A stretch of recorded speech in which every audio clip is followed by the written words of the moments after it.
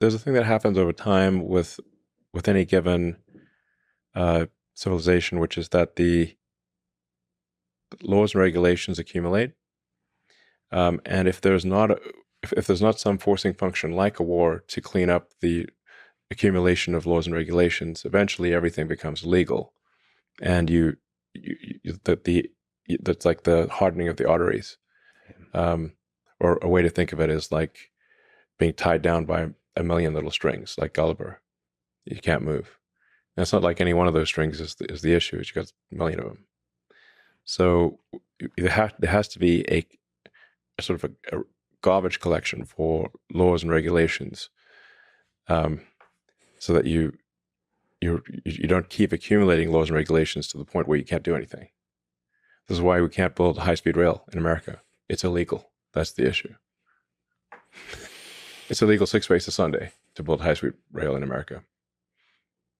I wish you could just like for a week go into Washington and like be the head of the committee for making, what is it, for the garbage collection, making government smaller, like removing stuff. I have discussed with Trump the idea of a government efficiency commission. Nice. Yeah. And I would be willing to be part of that commission. I wonder how hard that is. The antibody reaction would be very strong. Yes. Yeah. So you really have to. You're attacking the Matrix at that point.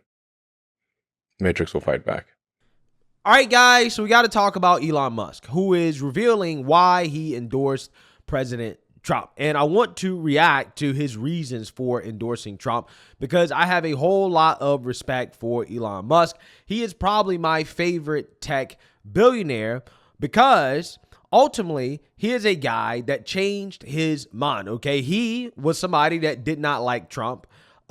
He attempted to work with the Trump administration, and unfortunately it did not work out during Trump's first term. And now he's back on board after seeing the disaster that has been the Biden-Harris administration. Now, and Elon Musk is not the only big tech billionaire, so it seems that is changing his mind on Trump because allegedly, according to Trump, Zuckerberg hit up Trump and issue him an apology. I just said that the picture wasn't altered. At first they said it was altered, and then they said, no, it was a bug, it was a mistake. So my point is right. These companies would not allow any information out about what happened. So Mark Zuckerberg called me. First of all, he called me a few times. He called me after the event, and he said that was really amazing. It was very brave. And, you know, and he actually announced he's not going to support a Democrat because he can't, because he respected me for what I did that day.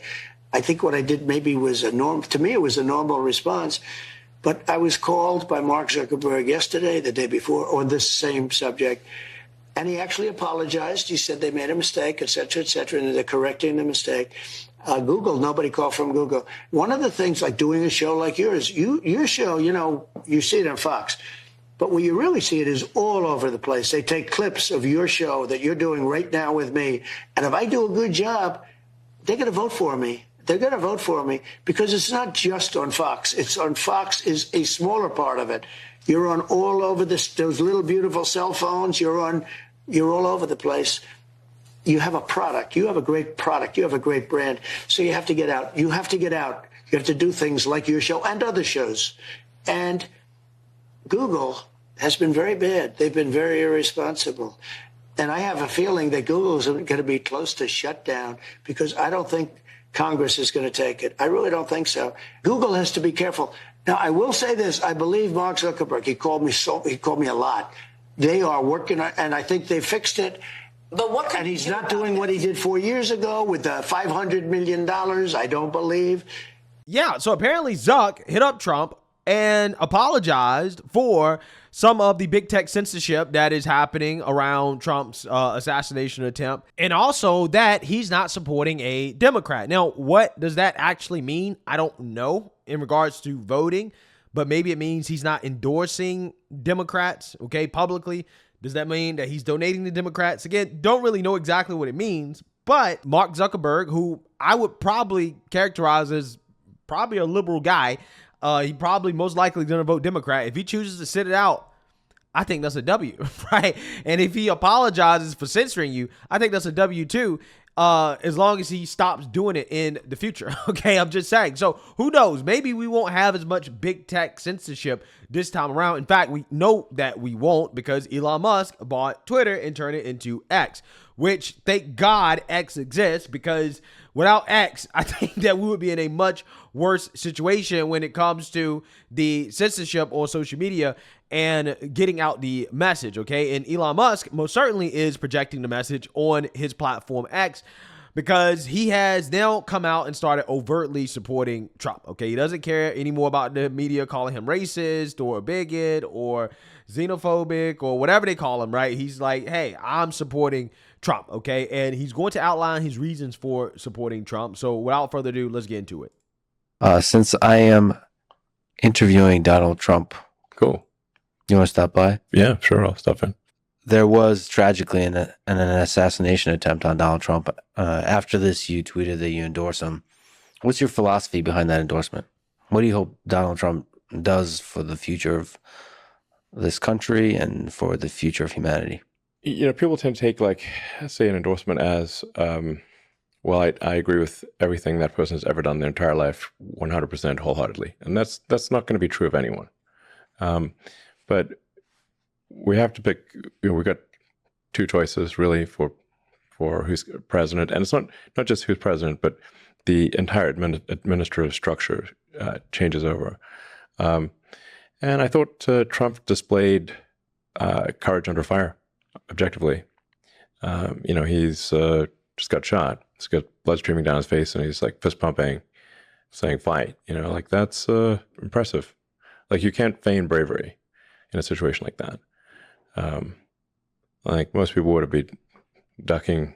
They would not be, because it could be a second shooter. You don't know. Yeah, so the point that Elon Musk is bringing up here, I hope, is how a lot of more independent-minded, smart, intelligent individuals who, for whatever reason, were on the fence about Trump, I hope that a lot of those people were inspired to vote for Trump based off the fact that he showed bravery in the face of death, okay? I mean, we actually saw how Trump would react to somebody shooting at him, right?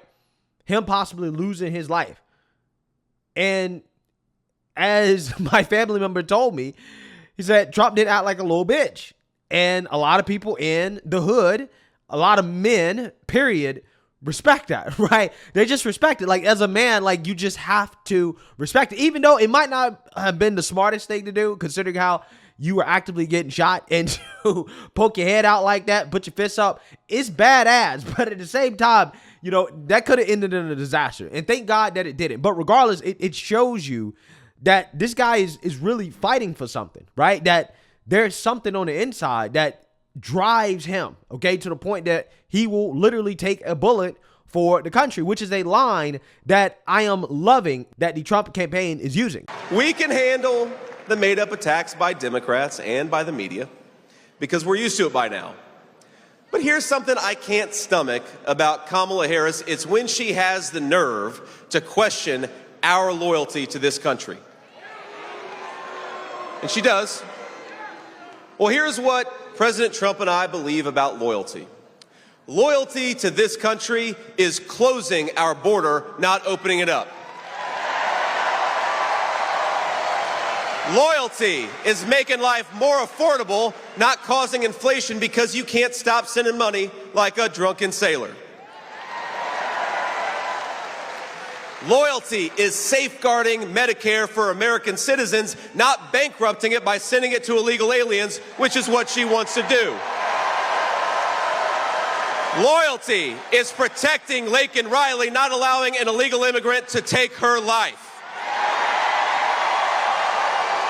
Loyalty is serving in the United States Marine Corps, something I am proud to have done. Loyalty is taking a bullet for this country, something Donald J. Trump did.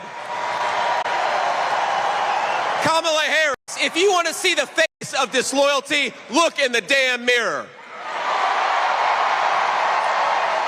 Okay, they're using that line a lot because it's true. Trump took a bullet for this country. And if you love this country, then by definition, you would take a bullet for the country, right? I mean, this is why we honor veterans. This is why we honor those in the military, because they would quite literally take a bullet for the country. Nothing shows that you love your country more than if you would die for your country. And I think Trump showed that he would die for this country with the way that he reacted that day, when his life could have been over in a split second. This is why the mainstream liberal media is obsessed with whether or not Trump actually got shot, right? This is why they're floating these conspiracy theories, even though we know for a fact he got shot. They're floating these conspiracy theories because they want to take that away from him, right? That line is a powerful line. If we were a normal country, which we're not, and you're talking about having an election in which you have to choose between two candidates, and you're choosing based off things that have nothing to do with actual policies, which is what half the country's doing, right? They're quite literally choosing Kamala Harris because of her skin color and her genitalia, right? Because of her vagina, okay? But vagina does not inspire me, okay? The same way that Trump inspired me, or the way that he inspired most of the country on that day, right? And if you're going to vote for somebody based off something that has nothing to do with policies, then I'm voting for that guy. Because at the very least, he shows that, hey, I love this country. I'm willing to die for it.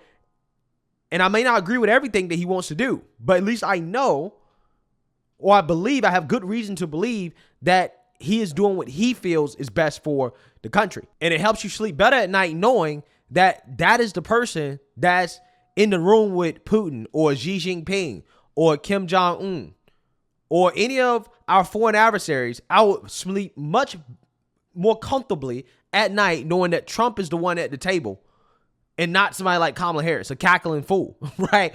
Who they're going to run rushshot over, okay? Because we know that Trump don't play games. Trump has proved that he has cojones of steel, okay?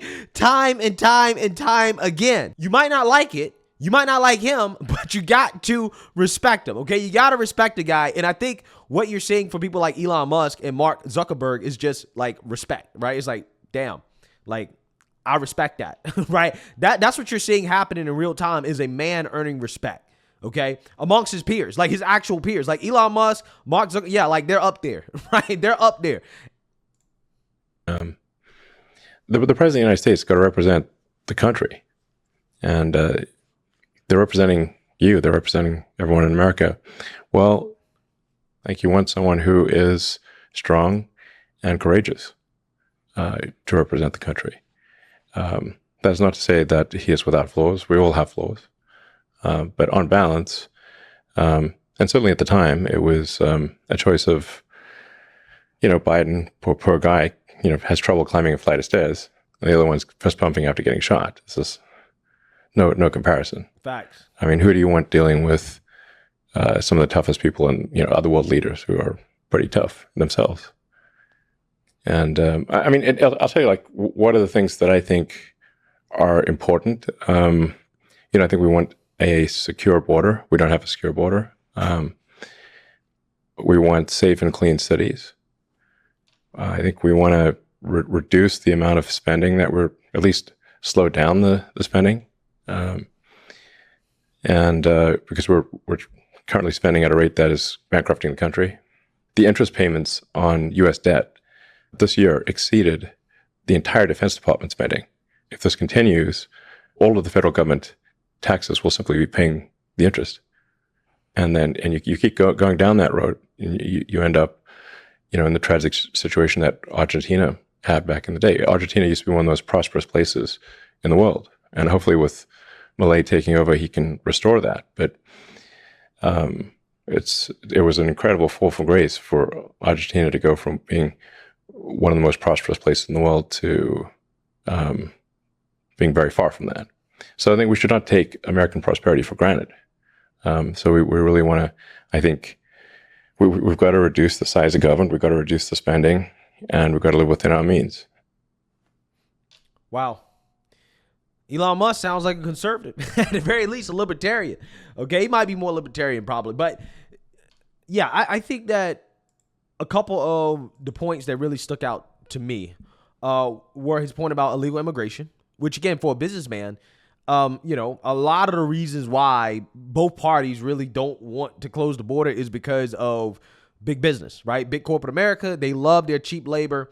But I'm of the belief that we do not need illegal immigrant labor as long as we have teenagers, unemployed men, and prisoners, right?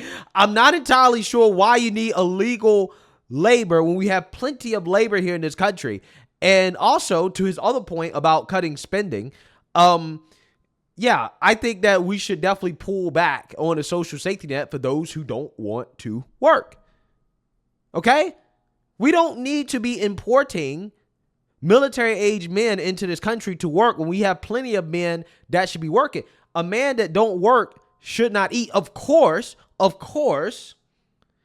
if you're unable to work, I get it, right? Of course.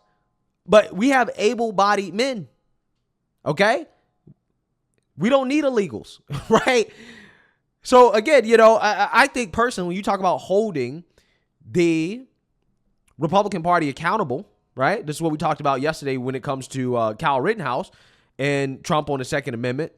I think one of the things that Republicans definitely should be held accountable for is the border. If they do not significantly reduce illegal immigration under the Trump administration, they have to be held accountable. Because at this point, if the Republican Party cannot fix what's happening with illegal immigration right now, throw the whole party away.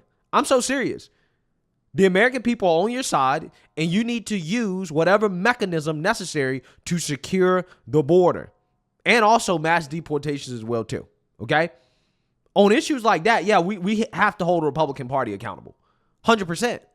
Because that's what the American people are. We have the leverage for that. Okay?